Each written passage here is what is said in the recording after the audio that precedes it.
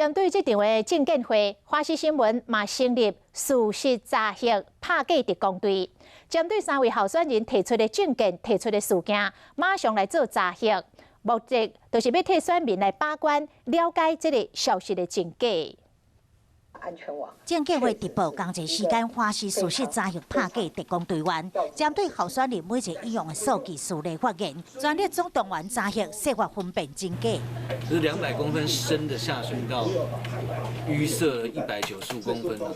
用对事实是在每一则新闻里面都有要求的。那因为政见发表会啊，其实更是关系我们未来总统他的一言一行都应该被检视。举例来讲，韩国瑜伫证监会讲到高雄市游览车商业农业工会理事长陈情，128台游览车未到只剩1台，但是查核结果发现韩国瑜引用的资料是来自平面媒体一篇报道，可能还阁需要查证。若是蔡总统所讲到上任的时阵，军公告退休金面临破产边缘，经过查核，发现有数字证明。说可能有问题。OK。